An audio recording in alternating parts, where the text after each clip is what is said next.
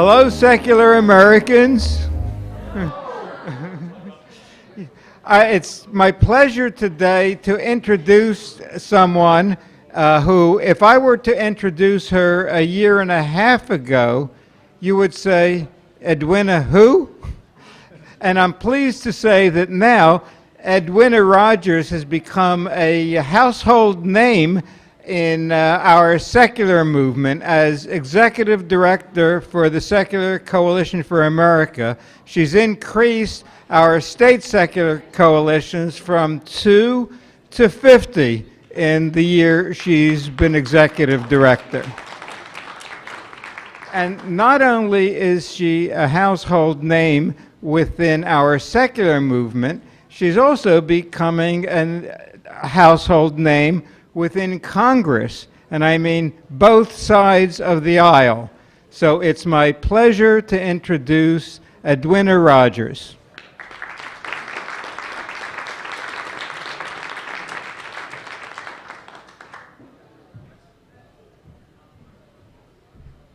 Thank you, everybody. So it is our 10-year anniversary, as you can see here. Very exciting that we're 10 years old. And so are you ready for change? Are you ready for separation of church and state? And are you ready for humanism? Yes. Yay. Okay. So the Secular Coalition for America, we facilitate the coordination for the movement, and we also work to unify and expand the movement. So that's pretty much what our job is at SCA. Now, a little bit about the problem and what we're up against.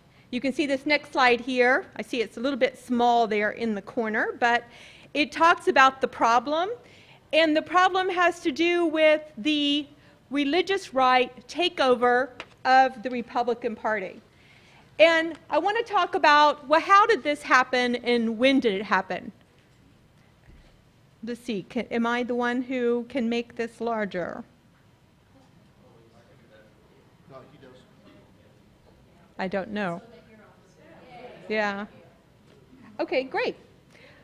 I think it's the man behind the curtain who's helping me here because it's real-time streaming on the website. So sometimes it's on me and sometimes it's on the PowerPoint. All right, so you can see here the religious right, Christian voters moving into the Republican Party here. From the 1970s, 1980s, 1990s, and the 2000s. And what do you think was the reason that the religious right started moving into the Republican Party? Who thinks it was Roe v. Wade? Who thinks it was birth control? Okay. Well, it was actually had to do with Jimmy Carter announcing that he was going to take away the tax-exempt status from the religious schools if they did not integrate. So it was actually because of racism, was what caused the Christian coalition and the whole religious right movement to come together and start to form in 1980. And so they started with the moralizing of the Christian right, and that's how it got started. And you can see here by this next slide that there was a time when the secular voters voted closer to 50-50 for Republican and Democratic. And now in the last election, the numbers are 73 and 22% there for secular voters, voting 73% with the Democratic Party because the religious right did move into the Republican Party. And so the new focus now for the religious right is not the fight for integration in the religious schools. It's now has to do with the education of our children. It's a huge focus for them. You can see here that they're particularly interested in teaching creationism in the public schools. Of course, we're extremely opposed to teaching creationism in the public schools. And it has actually passed in 2 states last year, in Louisiana and also in Tennessee. What are we up against here? You can see we've got the Secular Coalition for America, NRC4, which is our hardcore lobbying section of the Secular Coalition for America, we raise roughly somewhere in the neighborhood of about $350,000 a year to about $500,000 a year. And we know that the religious right lobby spends about $390 million a year. So the problem is not just within the Republican Party. As a matter of fact, we're better off if we have strong two parties fighting over us and we're not taken for granted by the Democratic Party. This is one quote from a senior Obama advisor, and he said, "We don't view you as a constituency. We don't do outreach to that community." They were talking to talking about the non-theists there. So we have work to do in both parties, as you can see. So now what are we going to go over today? We're going to talk about who are the secular voters, what are their issues, and how the Secular Coalition for America is making a difference. And in particular, what you can do to affect change. The nuns, non-affiliated with religion, you can see the numbers are growing. There was a time, 1990, it was about 6%. And the most recent Pew polls showed it right at 20%. That was in 2011. And there are other polls that show it even higher, especially among the 30 and under. We also represent secular Americans who think that there should be strong separation of church and state. And there are 55% of Americans that think the political leaders should not rely on the religious beliefs when making decisions. So we would like to have those people in our camp for our lobbying purposes. But we're missing a lot of people in our camp, and SCA has a new big initiative to recruit women and minorities to the secular movement because they are very much underrepresented. So I'm going to give you a quick overview of our new initiative that we're announcing here at the American Humanist Association. And we're very pleased that we will be starting to implement this rather shortly, starting in the month of July. So we're going to be focused on women, LGBTQI, African Americans, Latino, conservatives, journalists, science groups, religious groups, and under 30.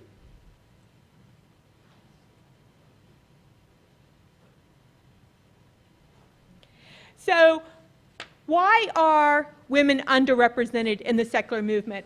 It's a little bit hard to see this particular PowerPoint, but the dots on the top are women's responses to questions like, do you believe in God? Do you pray every day? And then the dots on the bottom are where men come in. So you can see that women in the United States are much more religious than men.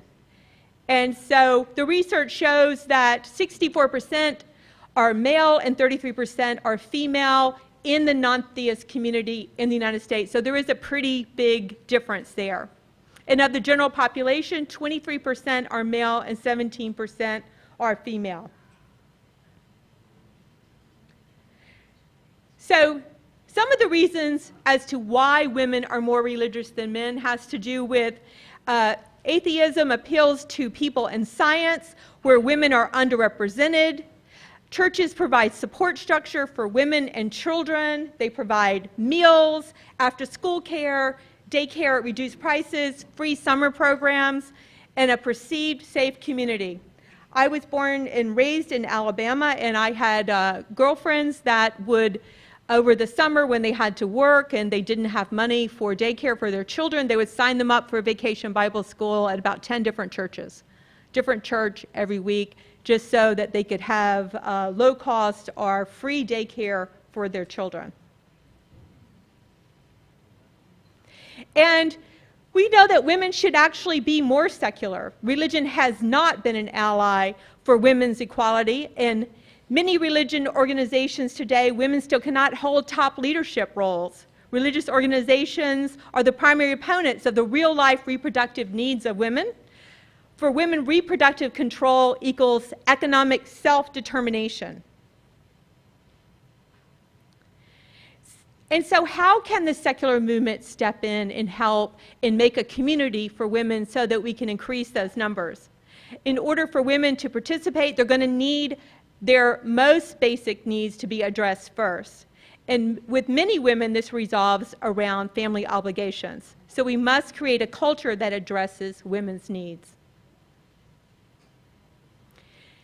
Secular alternative plans could be provide secular daycare options, align the movement with groups offering after-school activities that are science-based, like science clubs, book clubs, and sports. And this will help stop the indoctrination. We're also going to be focused on aligning with these allied groups. We are going to be meeting with the heads of these organizations over the next 6 months, and we're also going to be tabling at their conferences and speaking at their conferences. Instead of just coming to non-theist conferences and just speaking to our own people, we're going to go out and we're going to go to NOW and Planned Parenthood, Feminist Majority Foundation, Republicans for Choice, Girl Scouts of America, Junior League, League of Women's Voters, Younger Women's Task Force, Big Sisters, and the list goes on. So we've done research to find the groups where we think that we have a good audience. Now, the Secular Coalition for America has been very strong on women's issues, so this should help us recruit women. In the past, and in the future, we will continue to fight legislation that creates religious exemptions for issues that directly affect women, such as the Health and Human Services contraception mandate. We're fighting faith-based hiring discrimination, women being barred from doing specific jobs with the billions of dollars that's being passed out to religious charities. And we continue to lobby on bills like the Violence Against Women Act. SCA lobbied against religious exemptions in that particular legislation. So secular diversity outreach is not just about women. We have the other categories that we talked about a little bit earlier. And some of the other areas where we have shortfalls are ethnic minorities, of course, conservatives, and other communities. So let's talk about a few of the other communities and what we have planned for those communities also. So when we're targeting minority groups, we need to tailor our messaging to minority groups. For example, atheist does not play well in many minority communities, especially in the Black community. We would do better if we use toned-down rhetoric and terms like freethinker when reaching out to minority communities. And humanist does play well in minority communities, according to the research.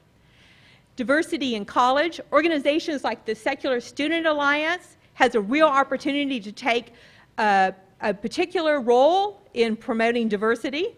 Exposing young adults while they're in college will help formulate opinions on community for the rest of their lives, so we'll be working very closely with the Secular Student Alliance.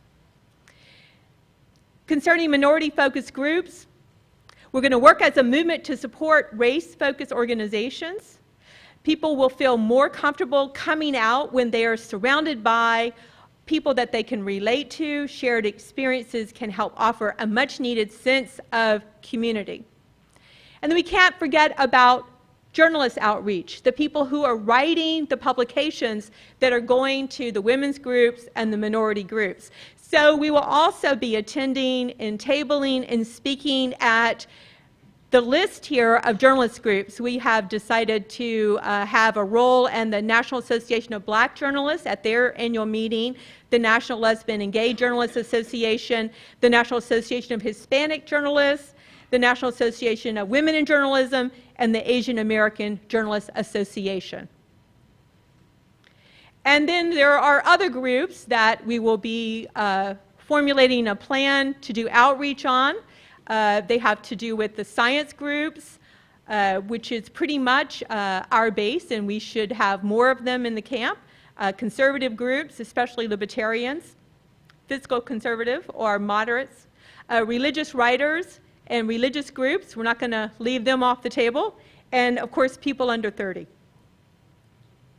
And all of this is going to take time, but at least we have a plan, and we're starting to focus on growing the secular movement, and in particular going out and speaking to the groups that are well underrepresented. So it's not, it's pretty much going to be a marathon here. It's not a sprint. And the first step is to be friendly with these communities and begin to open conversations with them and start to educate them and combating the stereotypes. So we're battling hundreds of years of religious indoctrination, and we must remember that religion ethnic culture and often are difficult to distinguish. So we'll be focusing on that. So that is our plan for the next 6 to 12 months. So I hope everyone will be pleased with that outreach program. Now, back to the lobbying that we're currently doing in Washington and around the country. On our federal watch, I just have an example here of just some of the federal legislation. There's, something new every day that we're doing battle on. But if I just go over a few examples, you can sort of see what's happening at the federal level. Like, for example, H.R. 973, religious exemption to the contraception mandate. H.R. 898, religious organizations using taxpayers' money without limits. H.R. 718, Abstinence Education Reallocation Act of 2013, a lot of money on abstinence-only education. And H.R. 127, a bill to restore the free speech and First Amendment rights of churches and exempt organizations by repealing the 1954 Johnson Amendment. That is the one that says that churches cannot use their tax-exempt status to do the electioneering. And the list goes on, so you get a really good idea of what we're looking at on the federal landscape. Now, there are 6 major areas, plus the international area, that we're focused on. They have to do with health and safety, education, tax policy, discrimination, government actions, and military. And we can look at a few of the examples under each one of those major categories.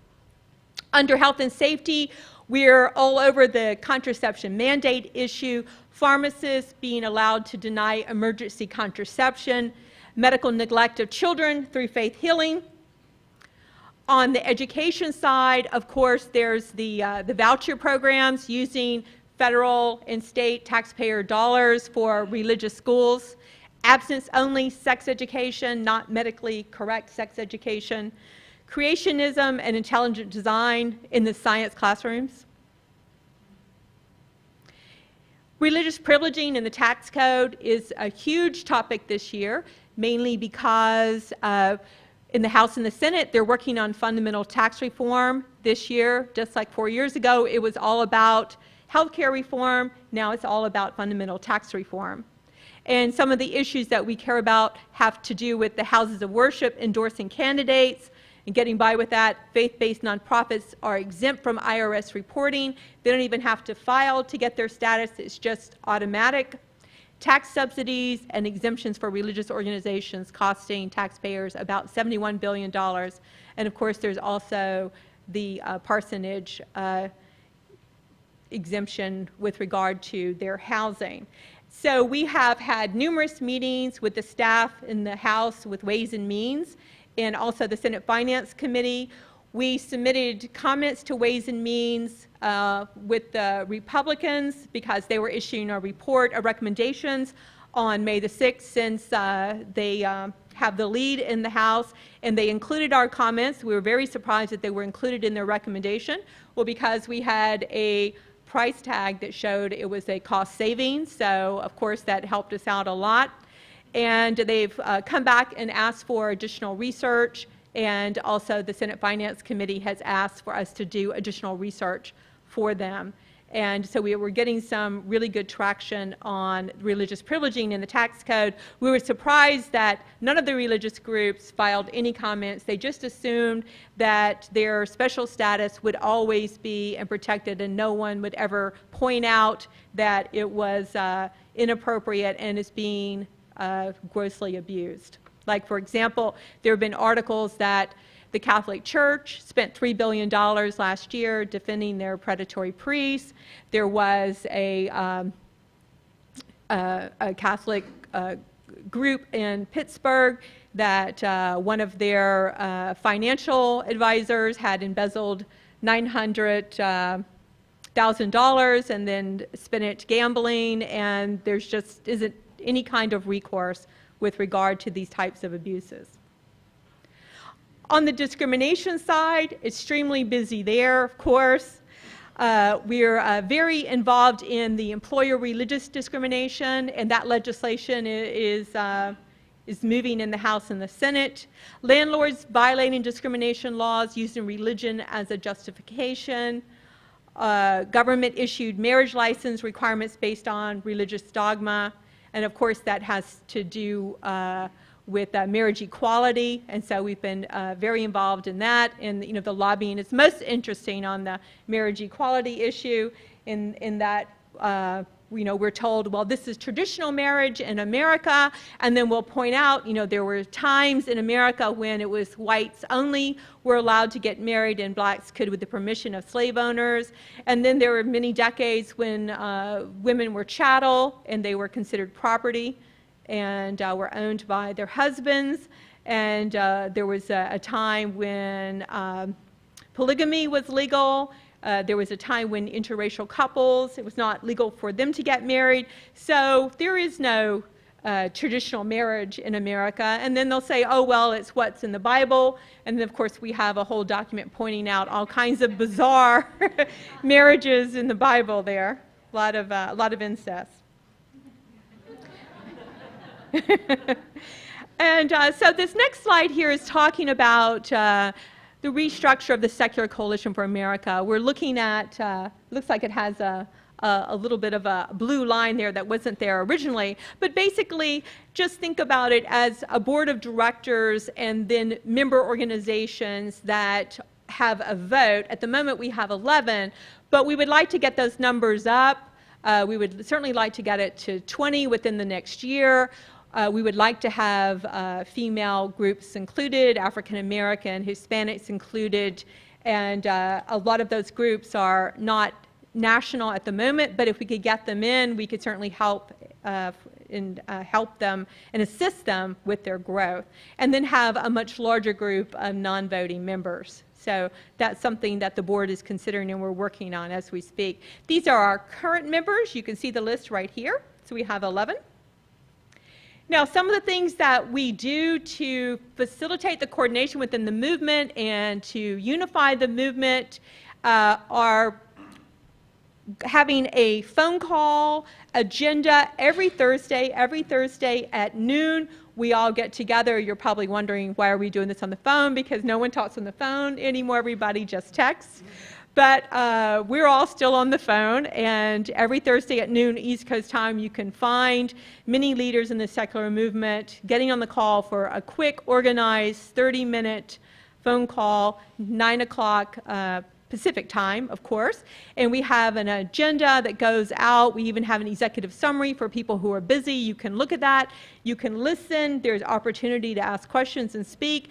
And so we give an update, and we talk about what's happening with the White House, what's happening with Congress, secular events, secular news, coordinating the news, press releases that we should all be working on, any anniversary dates for Supreme Court cases or other major days that we need to know about, what's happening before the United Nations.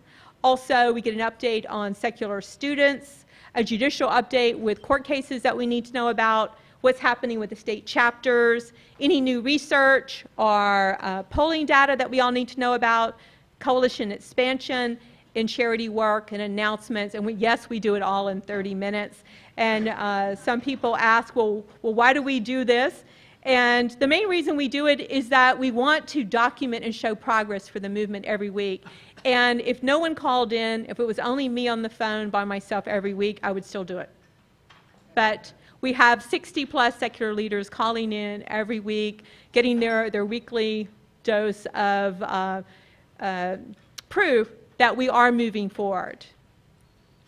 Our endorsing groups for the Secular Coalition for America, this time last year we had 34, now we have 118. People like to see results and measures. As far as media mentions, we're up 270%. Hill meetings, we're way up.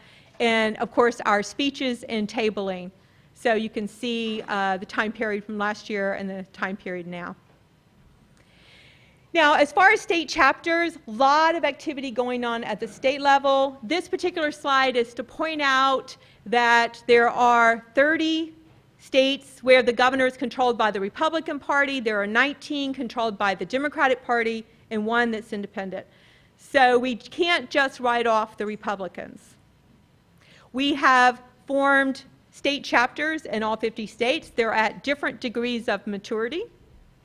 We're staffing those. We're having phone calls. They have state pages on our website. We're launching separate websites for each state. We're working on training. As a matter of fact, we're going to have a training session tomorrow for anyone who's interested in being involved in your state chapter in the Shell Room between 12:30 and 2:30.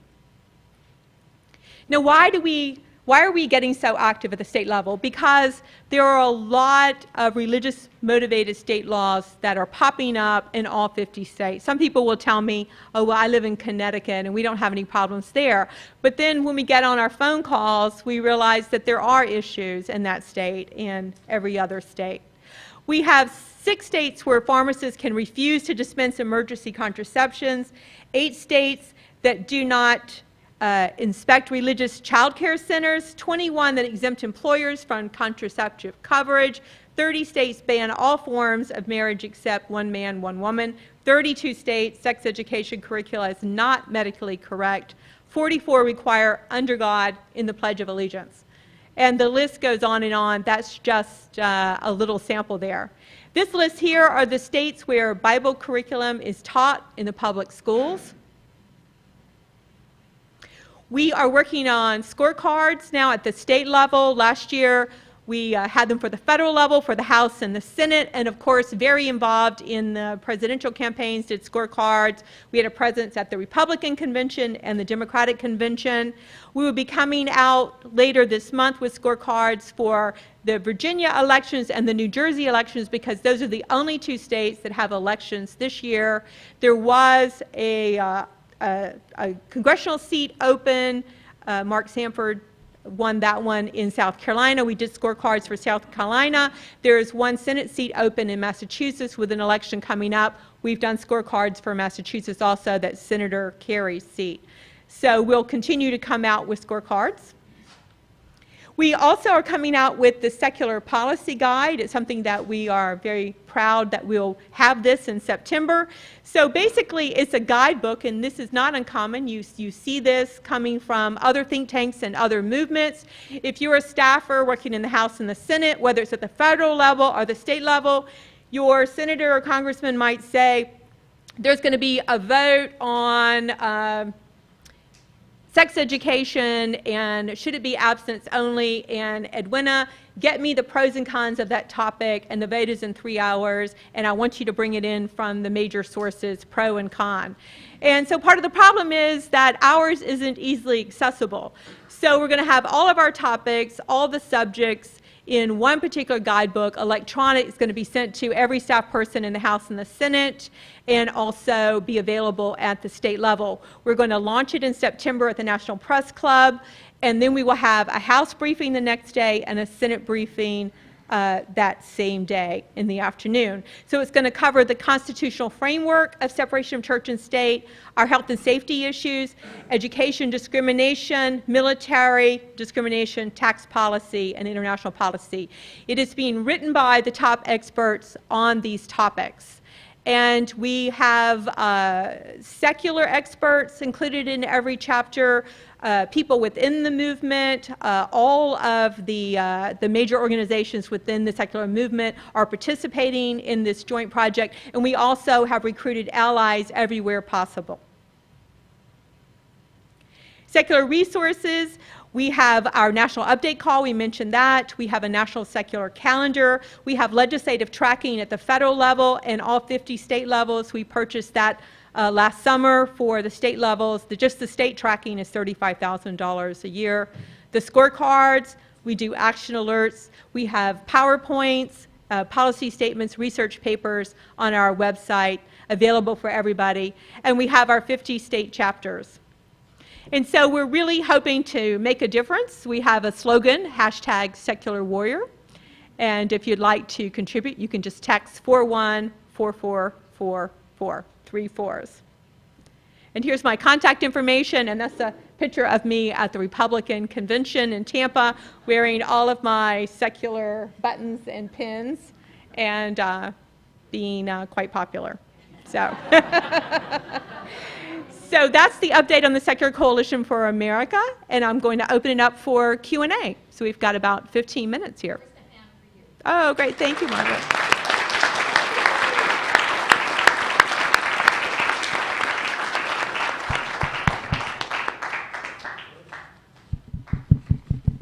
Yes, sir. Hi. You're doing really great work. This is really important and really necessary. But there was one thing that concerned me a little bit. Now, growth is really important, but growth of the membership organizations, particularly if you're interested in diversity, raises the danger that the intersection of interests of all the member organizations becomes narrower and narrower, just because you have a bunch of diverse organizations that have slightly different interests. So could you calm my worries here about how growing the member organizations won't necessarily put pressure on the organization to get more and more focused on what issues it pursues? Well, when you're running a coalition and you're lobbying to have more organizations is extremely important. At the moment, we have 11. We know that there are about 1,800 existing organizations in America that are non-theists, down to the smallest meetup. In order to find them and recruit them and get them into the movement, we have to have a plan. And that we know that there are women-only groups that are not currently in the movement. We know there are African-American groups, Hispanic groups that are not in the movement at the level that they could be. We also would like to recruit them to join the mainstream groups and not just be involved in separate groups that are women-only or Hispanic-only or African-American. So it's more of an educational campaign, and I just can't, as a sort of a movement coalition expert, I can't see any harm that could come from the expansion that we have planned. So your sense is that all of the organizations that you'll be pursuing have substantial overlap in their interests and what they would like to see pursued? Okay, well, now as far as groups that would be members of the Secular Coalition for America, those groups would be non-theist groups. Okay. Now, to go and find women, for example, that are involved in the Junior League that are just not participating in the secular movement, maybe they're not involved on one side or the other, that's a different story. So we're out, that's recruiting individuals, not recruiting those groups. Okay. Because those groups their mission is not the same as ours, so they would never join as a member of the Secular Coalition for America. We will try to recruit them as allies. Right, of course. Thank you. You're welcome. Yeah, thank you. The religious political right has been so concerned about making budget cuts, and yet they seem to be so irresponsible about oversight and regulation of church schools and churches themselves, where any bogus church, I mean really bogus, not just Christian, could get benefits and privileges, and they don't seem to care about that. Well, that is something that we're trying to educate them on, in that a group can just say they're a church. They don't even have to tell anybody. They could actually be a terrorist group or whatever. They're just completely unregulated. It's a whole area that no one knows what's going on. They don't know how many dollars are there. And even a lot of the Protestants have come out and said that they would like for their churches to have to file something, some minimum disclosure with the IRS. And we do know that the donations are down by about 20% to religious groups and to churches, because people do worry about the lack of transparency. So we're actually aligned with some religious groups that would like to be regulated. But the ones that we're mainly fighting, of course, would be the Vatican, because they don't want anybody to know what happens to any of that money. So thank you for your comment. Okay. Yes, sir. Hi, 3 quick points, okay. First off, thank you so much for those very comprehensive weekly email updates. Those are really cool. You're welcome. Second thing is, I really love your approach in terms of reaching out to women and minority groups, because I've always maintained that religion and the church provides a good deal of the social and cultural infrastructure of those communities, and it seems that your approach there is addressing that. And if you're asking those communities to give up the influence of the church and religion, you're going to need to replace that infrastructure. Mm-hmm. And what you're doing there is right along those lines, and it also shows that you care. And that matters a lot too. Third point is, I'm just very curious, in your work in Washington, who in Congress or in Washington has surprised you with their receptiveness, and who has surprised you with their intransigence? Well, that's that's a very good question. Well, I've been a lobbyist for more than 20 years on a lot of different issues, and the harder the issue, the better for me, because I love a challenge. And I remember one time when I was a lobbyist for India, and I was lobbying against mainly arms and funds going to Pakistan. And at that time, India was aligned with Russia, and Pakistan was aligned with the U.S. And I was literally, asked to leave and thrown out of members' offices. But I haven't seen anything like that with the secular movement. And we have been treated badly lately, but it's been by a publication, a conservative publication, that every time we send them a press release, their editor sends back to our communications manager a comment like, "It's a nice day out, why don't you take your day off of hate of kids, God, and babies?" Or, here's a dick pic, and we open it up, and it's Dick Cheney. But the staff, you have to think about the staff, even the staff of the Republican senators and congressmen, most of them are well under 30. And so we have generally a friendly voice with a lot of them. We've had we've had some interesting experiences, mainly with Senator Vitter's office, who's a senator from Louisiana. Right. And he sent out an Easter message to everyone in Louisiana saying, remember that God gave his only son, Jesus Christ, who died for your sins, and you should remember that here on Easter. So we went in and showed them how they could rewrite it and, be inclusive and include the non-theists and educate them on the percentage of people in their state who are not believers in that particular belief, which was at least 25%. We added up the numbers and showed them. But, basically they said, but we've got 75% that are going to really like this, so we kind of don't care about your 25%. And then 2 weeks later, they kind of sent out another very religious message. And then as soon as they sent it out, all of our people in Louisiana are sending it to us, and we're back up there trying to rewrite it for them. Keep trying. But we're having really, really good progress. We had a briefing last fall. It was standing room only. We have 3 briefings planned for this fall. Cool. And it's surprising how many people are just not aware of the community. We were even asked by the Republican National Committee to come and brief them on the non-affiliated community and what they could do to try to attract some of those voters. So we're certainly getting visibility. Cool. Thank Thanks you. for your work. Thank you.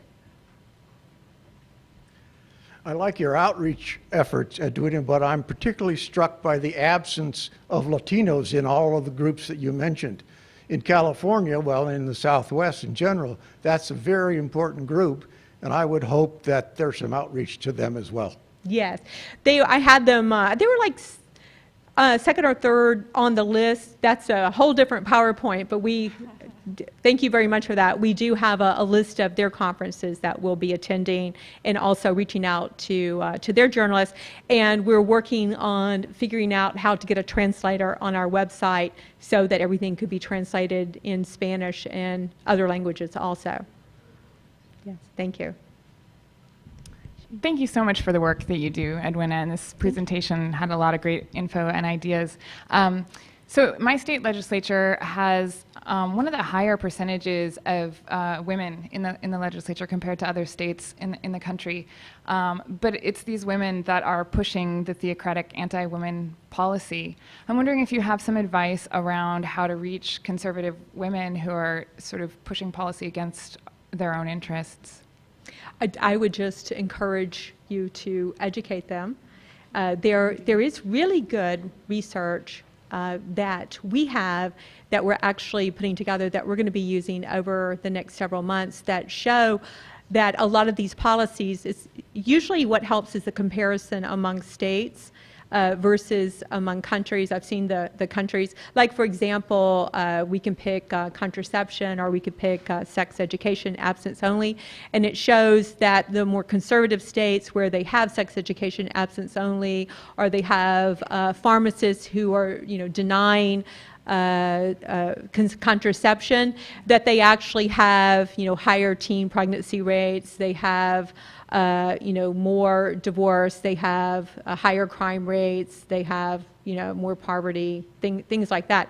And there's really good research on that. And so I would just really try to focus on the research. I think with the Model Secular Policy Guide for legislatures, that'll be something that would be very helpful for you guys in Arizona, and you can take it, and put your logo on the front of it.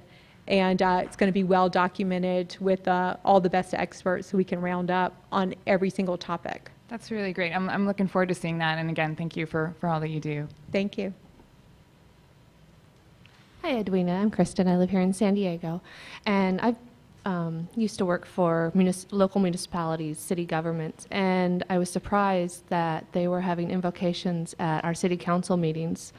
And I started recently looking at recent agendas, to see which cities in East County, San Diego, were still doing an invocation, and most all of them were, except for El Cajon, which put a little disclaimer saying that it violated the They used to have it, but it violated the Constitution. Do you know of a recent constitutional law that was passed that's now making it so? Because I'd like to educate the other municipalities about this law. Yeah, I know there are a couple of cases that are really hot right now without decisions. I know Freedom from Religion Foundation, American Humanist Association, both of them have cases on that particular topic. I think one is out of Pennsylvania, and I do think it's going to the Supreme Court, and the Supreme Court said that they would be taking it up, and we did report on this just a couple weeks ago. But to my knowledge, there has not been a recent decision. I couldn't find one either, so I was surprised Yes. when they had that disclaimer. Well, the problem is, the reason the Supreme Court's going to take that issue up is that there's a split in the districts. And when there's a split, there's some districts that say that it violates the Constitution, others that said, it's okay, it's not really promoting any one particular religion. If you asked to do a secular one, they'd probably let you do it. But the Supreme Court will be addressing that issue rather shortly, and hopefully it will be very favorable for us once and for all. I know the Center for Inquiry and others are going to be filing amicus briefs, and we'll be signing on to everybody's also. Doesn't the Supreme Court still have a invocation before theirs? Or maybe it was Congress? Oh, yeah, Congress does, yeah. Not the Supreme Court, but in the House and the Senate, they do. Interesting. Yes. Thank you. Any other questions or comments? Well, we're pretty much right on time. So thank you very much for attending today. Thank you.